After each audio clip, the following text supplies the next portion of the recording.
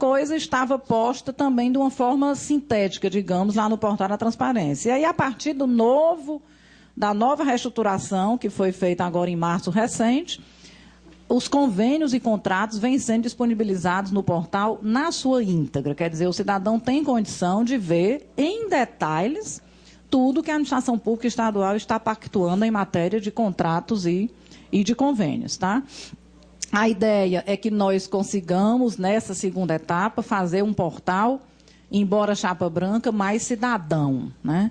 A gente está também, ainda esse mês, lançando, inclusive, uma pequena pesquisa, né? Numa forma bem, vamos dizer assim, atraente ao cidadão, não é um questionário de não sei quantas perguntas para todo mundo responder, mas vão ter, em tempo randômico, várias perguntas que vão perguntar ao cidadão o que é que deixa a desejar, o que é que você quer ver no portal, que porventura o portal ainda não lhe oferece, de modo que nós consigamos fazer realmente uma ferramenta que, embora .gov, interaja de uma forma bem satisfatória com o cidadão.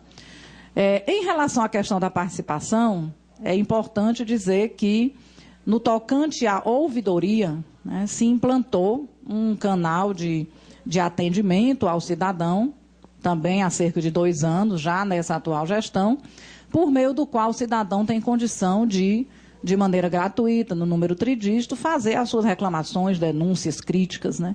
E aí hoje nós temos, eu costumo até fazer uma autocrítica de que essa participação ela só se efetivará e nós só teremos uma ouvidoria para valer a partir do momento em que aquelas demandas, aquelas denúncias sejam incorporadas às políticas públicas estaduais. Então, o cidadão tem que ver e tem que receber de volta um feedback no sentido de ver contemplado no plano plurianual, na peça orçamentária, aquele anseio, né, aquela sua necessidade, né? A gente sabe que as necessidades são muitas, né? No portal, no sistema de ouvidoria, a gente vê demandas bem pontuais e demandas realmente que têm uma razão social, né? Tem um reflexo de um pensamento coletivo.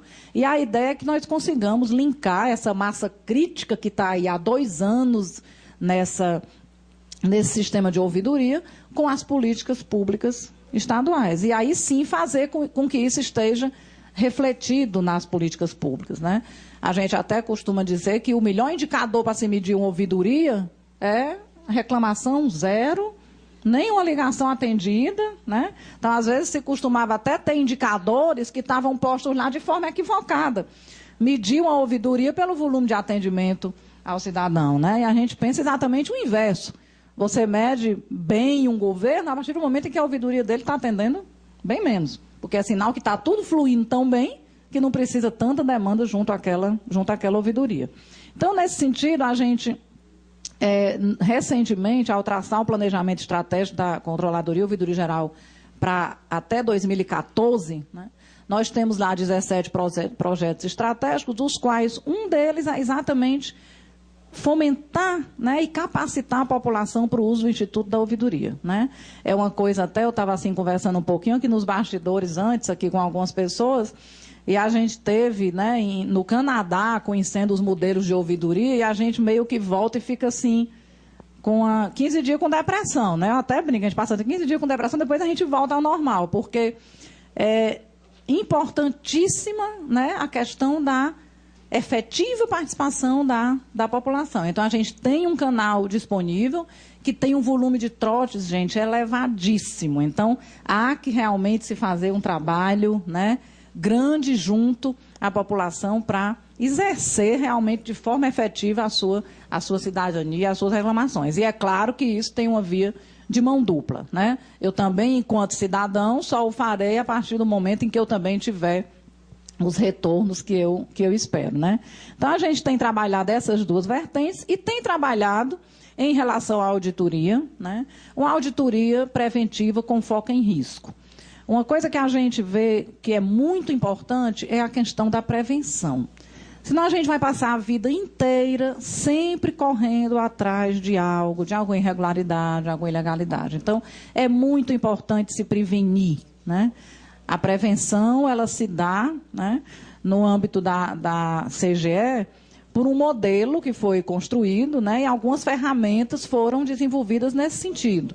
Há uma matriz de risco hoje que aponta quais são os maiores riscos, né, quais são as maiores ameaças a essa qualidade do gasto público, ao resultado das políticas públicas. Então, o que é que tem hoje que ameaça obter bons resultados e fazer um gasto público de forma a produzir um resultado, né, com a efetividade necessária? Então, a gente mapeou todos esses riscos e trabalha um plano de ação para se mitigar esses riscos, junto a todas as secretarias de alto e médio risco. Isso já foi implantado, no sentido de se construir medidas para que isso seja saneado, né?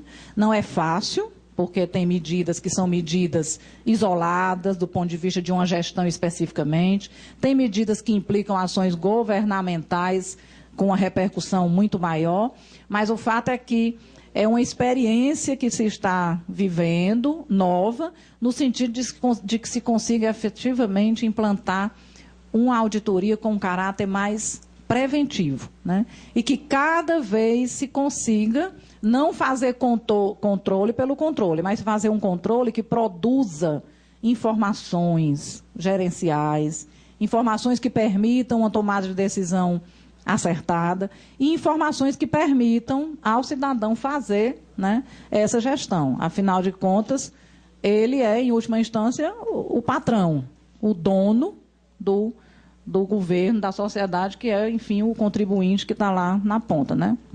Então, são essas as considerações que eu gostaria de fazer e me colocar à disposição para qualquer outra informação. Obrigada. Nós é que lhe agradecemos, doutora Silvia Helena. Então, vou fazer aqui um registro de algumas pessoas que estão aqui nos ouvindo. A doutora Sandra Valéria de Moraes, do Tribunal de Contas dos Municípios, Carlos Eduardo Lopes, Controladoria e Ouvidoria Geral do Estado, Aglaio Soares Gomes, ouvidor do Controladoria Geral do Estado, Hélio César de Sá Cavalcante, presidente da Câmara de Mombaça, e o do Pedro Arnaldo Medeiros Pontes, presidente da Câmara Municipal de Tianguá, e Francisco Mendes dos Santos, presidente da Câmara de Baturité.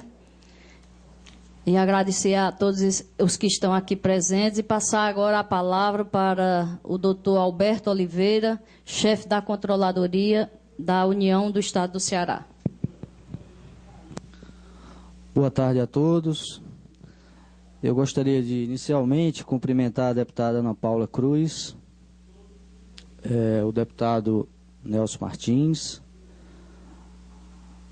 o presidente do Tribunal de Contas dos Municípios, doutor Ernesto Saboia, e, em nome destes, cumprimentar os demais membros da mesa, senhoras e senhores aqui presentes.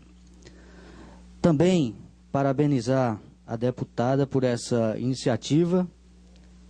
Eu acho importantíssimo estarmos hoje aqui discutindo essa questão do controle social, essas ações que a gente vem chamando de ações integradas entre os diversos órgãos, e aqui a minha fala vai ser voltada para essa questão dessa integração entre os órgãos, que eu acho importantíssimo.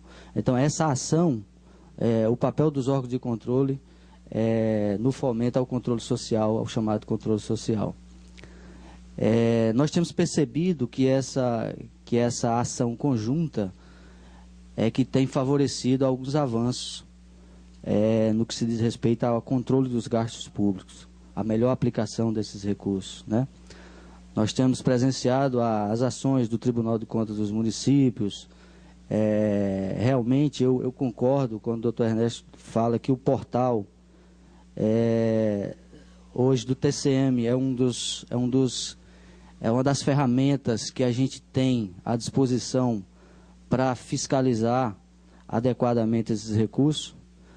Eu, inclusive, estou buscando e consultando para ver se eu encontro algum erro nesse portal dele, né, do TCM, porque no da CGU ele já encontrou alguns, né? Ele falou aí que precisa ser melhorado. Mas realmente é uma ferramenta. É uma ferramenta que a gente tem trabalhado quase que casada com o portal da transparência do governo federal. Porque no portal da transparência da CGU, o recurso vem, vamos dizer assim, de forma genérica. E o TCM é onde a gente esmiuça, detalha mais para onde, quem foram os beneficiários daqueles recursos. Então, hoje, a gente trabalha com o portal do TCM e vice-versa. Eu acho que ele concorda com isso também. Que, de vez em quando eu chego lá no gabinete dele, ele está lá no portal da transparência da CGU, né? Pois é. Então são essas ações que eu reputo assim, de grande importância. Eu tive aqui a oportunidade de também estar participando de outras audiências, lançando o portal da CGE, do governo do Estado, e a gente percebe que são ferramentas que, inclusive, a sociedade tem à disposição. Nós temos, nessa ação conjunta, a gente fala que buscando parcerias, e a principal parceria, isso é unanimidade entre os órgãos de controle, a principal parceria é com a sociedade. Nós não podemos conceber uma atuação de controle de gasto público sem ter a sociedade como parceira, porque é ela que está lá na localidade, ela que está mais próxima, que pode acompanhar, que pode exercer esse papel controlando a aplicação desses recursos públicos. Então, a sociedade é uma grande parceira. E eu vejo que os órgãos de controle têm buscado essa aproximação cada vez mais com a sociedade. Então, a CGU tem buscado algumas ações, que a gente chama de ações preventivas, ações de orientação. Nós temos alguns programas em execução, a exemplo do que a gente denominou de Programa Olho Vivo no Dinheiro Público, onde nós escolhemos uma localidade e convocamos todas as servidores de prefeituras do entorno e conselheiros municipais a estarem